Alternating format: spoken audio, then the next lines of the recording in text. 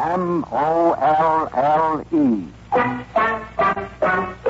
Molle, the brushless shaving cream with a special protective film that guards your face, presents the Molle Mystery Theater.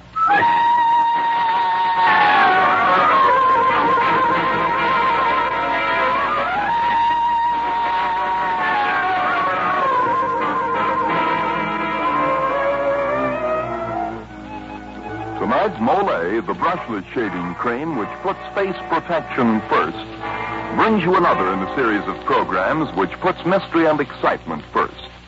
Each Tuesday night at this time, you hear one of the great mystery stories selected from either the famous classics or from the best of the moderns by Mr. Jeffrey Barnes.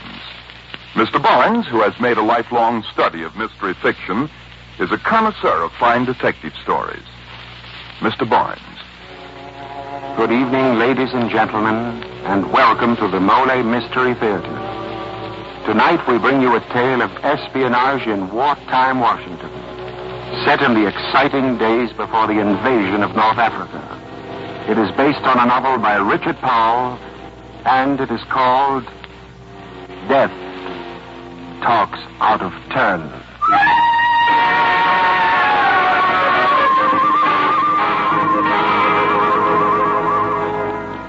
Now, before our Molle Mystery Theater play begins, may I remind you, the Japanese say, while the Germans say, Ein amerikanisches Kriegsgeheimnis bedeutet 1000 tote Amerikaner. In our language, they both mean one American war secret means 1,000 dead Americans. So if you know any military information, for instance, such as troop movements, keep it a mystery and help keep our boys alive. And now to our Molle Mystery presentation, Death Talks Out of Turn. Friends, I want you to meet Lieutenant Andy Blake, who is here in the studio to tell you his own story. Lieutenant Blake. Thank you, Mr. Barnes. It was October 1942, and wartime Washington was quite restful until my wife, Arabella, arrived. I'd been commissioned in the Army several months before and had reported in Washington, leaving Arab behind to join me later. I thought that when Arab arrived, my troubles would be over, but I must have been nuts. 5 months of married life should have taught me better. Anytime Mrs. Arabella Blake wraps a guy in cotton wool, he better not strike a match, for it's likely to be gun cotton. Like most of Arab's acts, her arrival in Washington was unannounced. I was finishing up my work in the Pentagon building one evening, only half conscious that something was brushing the back of my neck.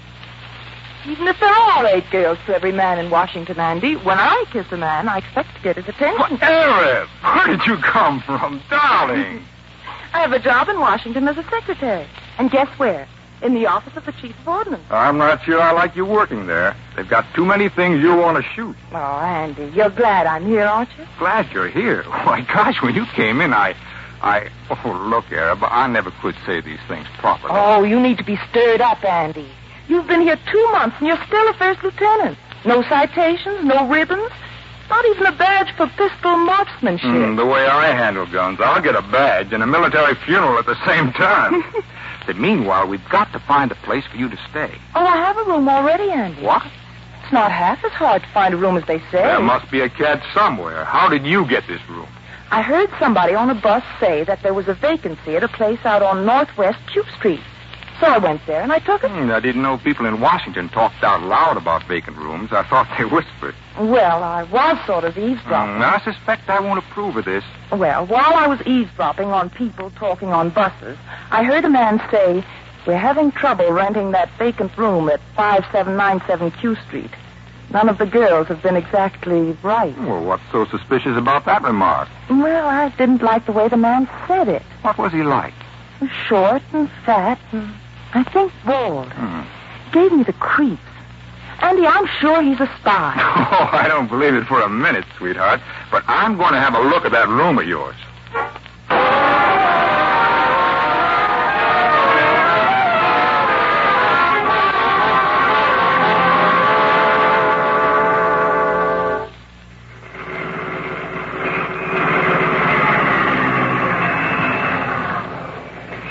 the house where I live, Andy, with 16 other girls who all work for the government. How'd you like it? I don't think I like it at all. Well, maybe you're right. You know, before I rented the room, they asked me a lot of questions to see if my job was important enough. Wanted to know if I had any connections with people in the Army and Navy. Come on, Arab. We're getting out of here fast. And don't get out of the car. You're not going back into that house. Well, I've got to get my things. Anyway, if you won't help me investigate, I'll do it by myself. Say, wait a minute. You can't do this to me, Arab. Oh, I can't I? You just watch, Andy Blake.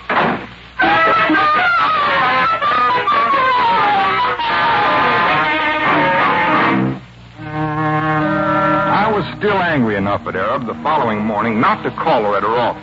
Oh, I had some vague idea of letting her suffer until she called me. But like most of my other ideas about Arab, this one didn't work out either. I soon found out it was I who was apologizing to Arab. Of course, you were wrong, Andy, dear. Look, Arab, I wish you'd give this thing up. There probably aren't any spies at the house at all. And if there are, all we have to do is report it to my superior officer, Colonel Parker.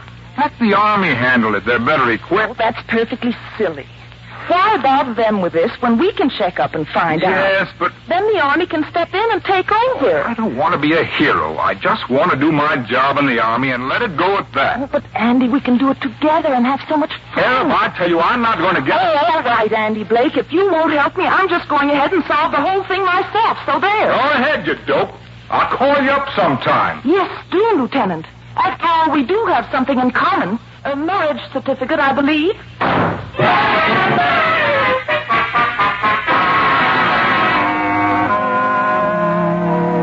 The more I thought about the situation, the more worried I became about Arab.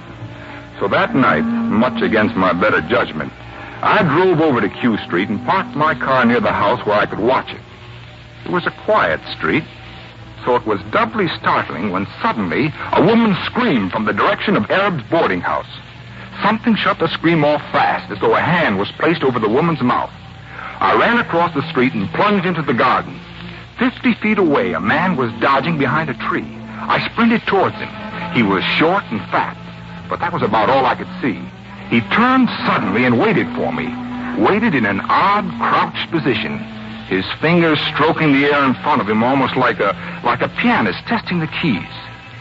My memory groped for a picture I'd seen once. A picture done on rice paper. There had been a short, fat man in the same hunched position. In the background, the artist had painted a tiny white-capped mountain.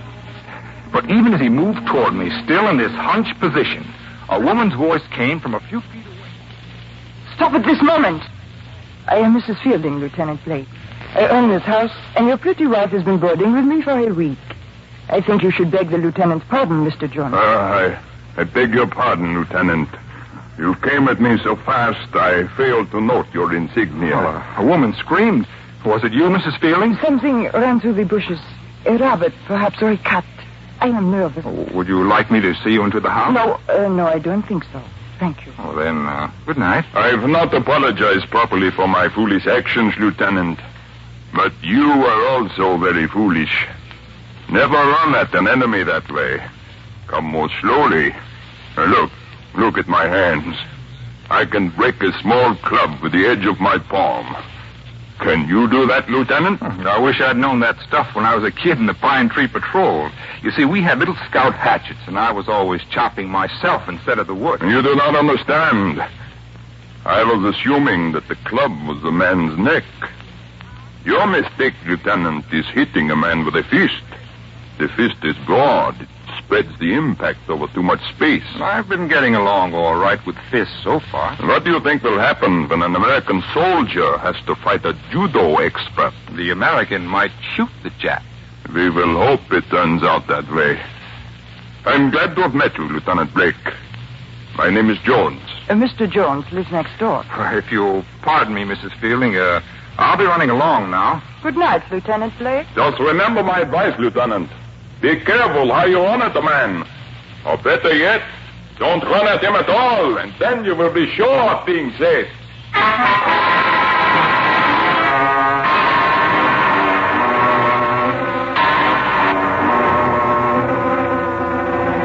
There was something about Mr. Jones I didn't like.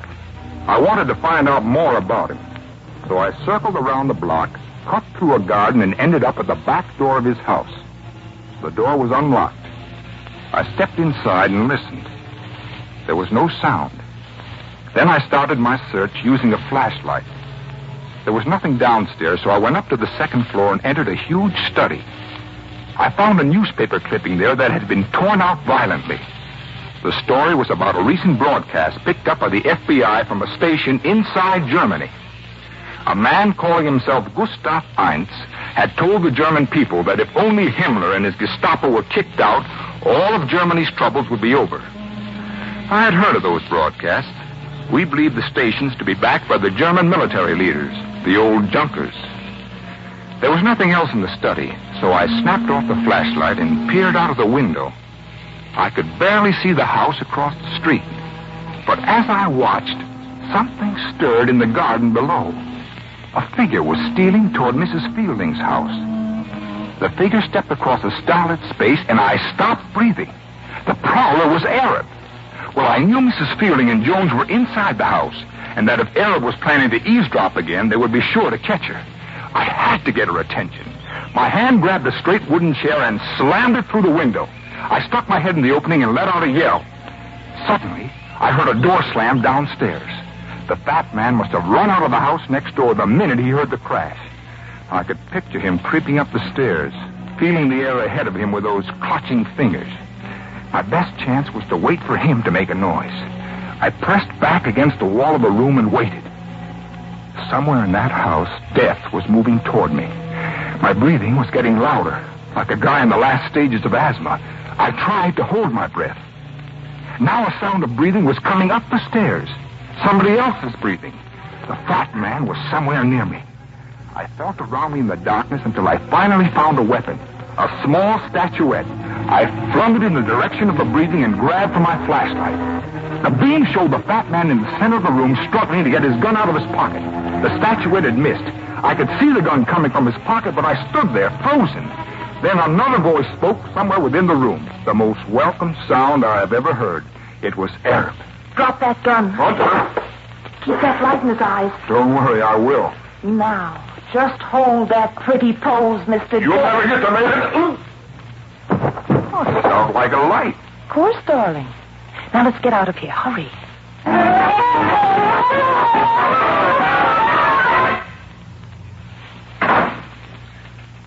Darling, your timing was perfect. Now we've got to move, but fast. Hurry up or we'll be followed. Oh, I know this is only going to mean trouble, Arab. But what's the program? First we go to your room. You mean we're finally going to be alone? No, I don't think we'll be alone. All right, let's have it. It's like this. There's 16 girls living in the house on Q Street. We all have jobs in industries or the government. And we all like to chatter. You mean the girls talk military secrets? Oh, I don't mean any of the girls consciously tells anything. But they do give out little things that, added together, may mean a lot. Well, I'll turn in the report the first thing in the morning. But, darling, you won't have time because, well, I've elected you as the bait. What? How do you mean? All week I've been keeping a diary. And tonight at dinner I babbled about how I was going out with an army lieutenant. I told him I'd have to be ever so careful of what I said, for you had told me you were horrified by all this loose talk. And I said you'd written down all the bits and pieces I'd been telling you all week, and that you'd invited me to come up to check your notes tonight. I made sure that Renee Fielding and Mr. Jones overheard the address. Well, meet the widow Blake. At times, I think you only married me because you thought I'd make a good-looking corpse.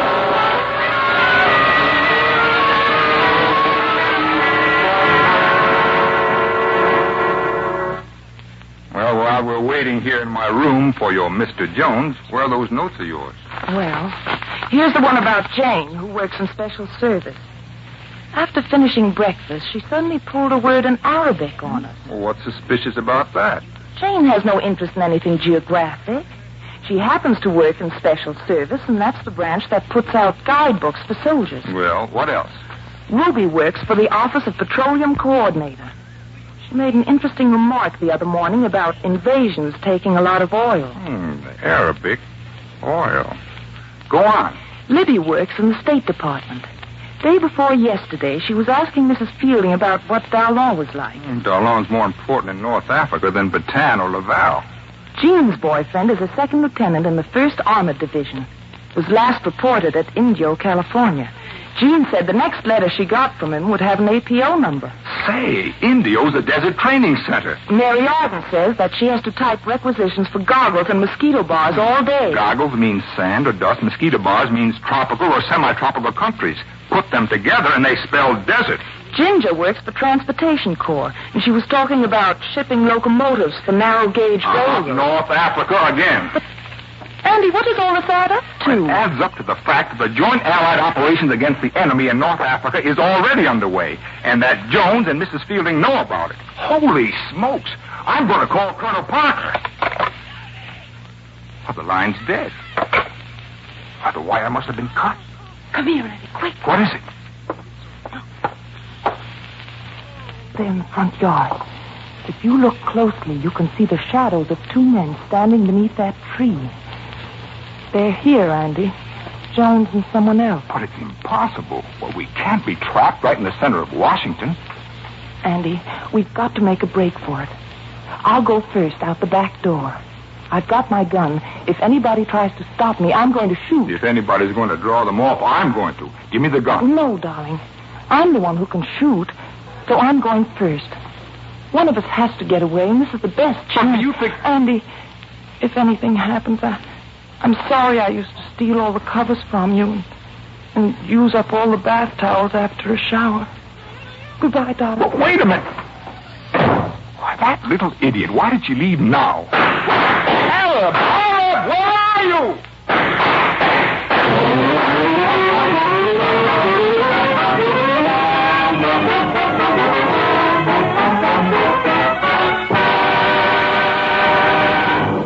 This is Jeffrey Barnes bringing down the curtain on the first act of tonight's Molle Mystery Theater play, and reminding you that even now, after 2 years of war, there are still a few people who think something like this. Listen, we're winning the war. It'll be over in no time. What's the use of working yourself to death? Yes, ladies and gentlemen, there are some people like that.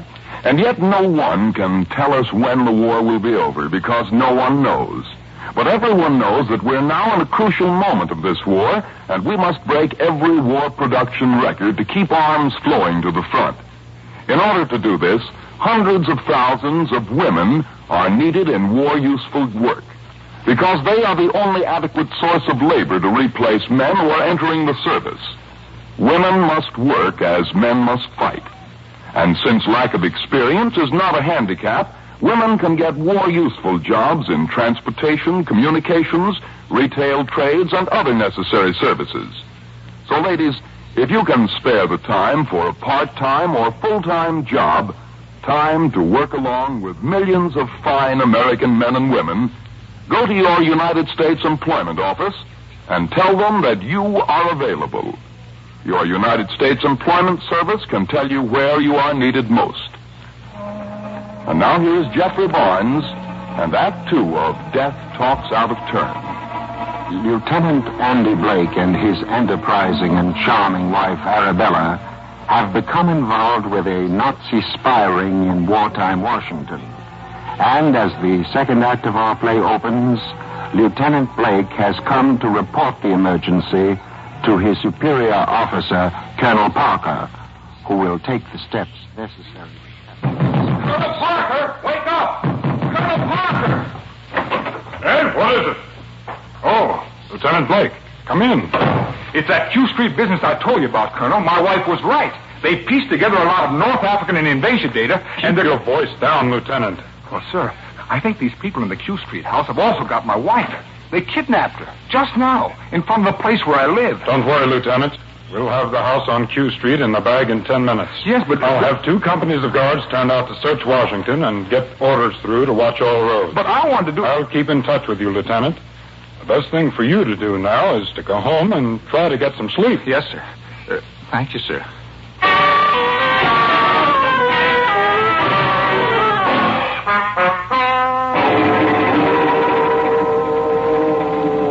But I couldn't get some sleep. I kept thinking that Arab might be merely a small huddled shape somewhere. I got into the car and drove back toward Q Street. Suddenly, a block away, my headlights gleamed on a small white sports shoe lying by the side of the road. It was Arab's. I stopped the car, leaped out, and bent over to pick it up. It was too late when I saw the club swinging for my head. Sometime later, I came to, lying in the back of a car with my arms and legs securely bound with rope. The car turned into a driveway, and someone pulled me out. Well, Lieutenant Blake, you must have a hard head. I didn't expect you to be conscious so soon. Where's my wife? If you're quiet, you will see her in just a minute. Hold still, Lieutenant, while I untie your legs. If you will notice, Lieutenant Blake, you're now in a very lonely section along the Atlantic coast. The house here was once used by rum runners during Prohibition, but it has been well stocked with ammunition for just such emergencies as this. Come on, Lieutenant. Your legs are untied. We're going in. Joey! Joey! Well, Chief, I see you got the little Boy Scout. You may sit in that straight chair, Lieutenant. I think we will leave your hands tied. You've caused too much trouble. Joey, tie up his legs again. Andy, are you all right? Oh, nothing wrong but paralysis of the brain. That and the company we find ourselves in. You are amusing, Lieutenant. You're pretty killing yourself, Mrs. Fielding. But how are you and Jonesy and this mug going to get out of this? Our Army and Navy isn't asleep, you know. Your defense command has no chance. Give us the German Army and the Navy and the Air Force, and we, the Gestapo, will rule the world. Chief, it is late. We've got to get moving. Lieutenant, you will see how well the Gestapo works. Our submarine is waiting off the coast. All I have to do is signal her, and we will be picked up. I'm so sorry to disappoint you, Lieutenant. I know you're thinking I will signal with a light, and one of your destroyers will see it. But you are wrong. Our signal light is an infrared ray. Can only be picked up by a photoelectric cell. Andy, is there really one of our destroyers out there? Of course there is, Mrs. Blake. I've seen one in the last few minutes. But it will do you no good. You Americans are too stupid. So, you have the plans for our invasion of North Africa, Herr Jones, and now you're going to signal them to the commander of that submarine. But what's to prevent the submarine commander from taking all the credit himself, huh? All right. You work for Himmler. But who does the sub-commander work for? Admiral Canaris of the German Naval Intelligence, of course. But do you think that sub-commander and Admiral Canaris will give you a build-up? Do you know what's going to happen to you? Why, no, of course not. What do you mean? In a few minutes, the sub-commander will see you coming out in a rubber boat. He'll tell his men that there are Americans in the boat. 10 rounds of rapid fire. 10 rounds, Jonesy, and you'll be... Stop it! Stop it, I tell you. We'll see who gets the credit. I won't give the plans to the sub-commander. I'll use the shortwave set. But the destroyers can pick up that stuff. A chance in 100. One destroyer cannot cover the entire shortwave band. We'll take a chance. Joey, get the code book in the lower right-hand door. Get paper and pencil. Yeah, First sentence, Jones to Ulich. Second sentence, for Himmler only. Third sentence, 2 United States forces sail from East Coast ports of embarkation. Fourth sentence, objective North Africa, absolutely confirmed. Encode that, Joey, quickly. There will be more. Okay, Chief.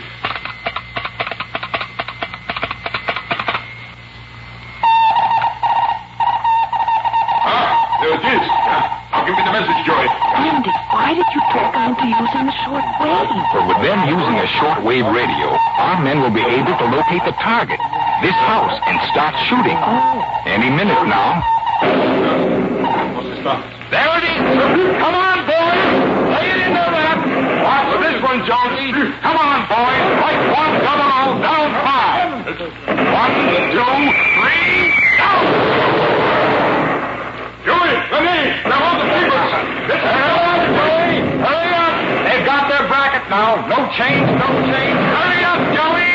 Hold on to your hat, Arab, darling. I'd rather hold your Oh, hand. I wish I could think of something deathless to say. I love you, Andy. I love you. That's deathless enough.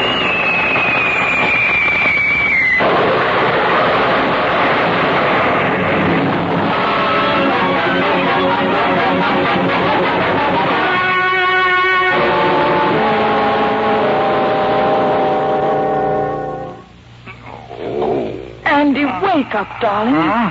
You've got to. Oh, what happened? What am I doing here? You threw a hand grenade at Jonesy after the explosion that wrecked the house. Oh. Just as he fired his .45 at you. And missed. What about the grenade? Didn't go off. It didn't. You aren't wounded, really. Only a little burned. It was the explosion of the house that got Jonesy. Where's Rennie and the other guy? They got away in the rowboat. Submarine must have picked them up. And why didn't the grenade go off? They don't go off unless you pull the pin, dear. I never even fired a BB gun. How would I know you had to pull a pin? Andy, you must have thrown it like a baseball. You hit him right in the head. I did? You can throw grenades that well, darling. We'll have some special ones made just for you. Without pins. But I saw a flash, and there was an awful noise. .45 makes an awful racket when it's shot off right in your face. You just got some powder burn. What about the submarine? I think our destroyer got it, Andy. It was out there putting over depth bombs while you were out. The noise just stopped this minute. And we've got to get right back to Washington and make a report. To think this all started because a few people forgot and talked about their work. Oh, if they'd only kept their mouths shut, none of this would have happened, Arab. Nor could you have overheard any of it and got us mixed up in it. Oh, Andy, darling, I won't ever try to stir things up again. From now on, I'll be quiet like a mouse. Well, all I can say is, if you're going to be a mouse, darling, heaven help the cats.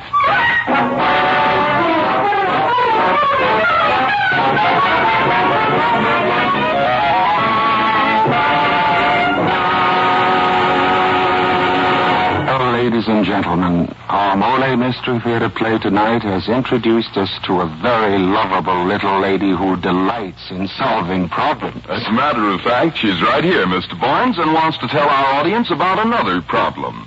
Ladies and gentlemen, Mrs. Arabella Blake. Thank you, Dan.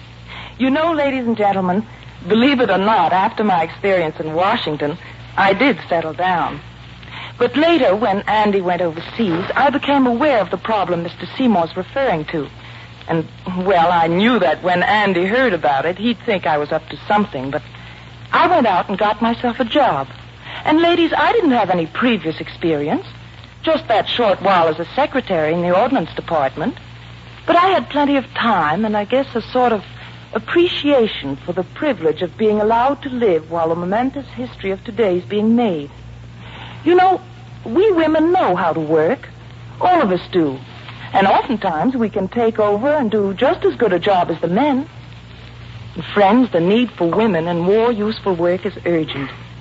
So tonight, I want to ask each one of you ladies in the audience to consider the advantages of helping your country now, in this, the crisis of the war.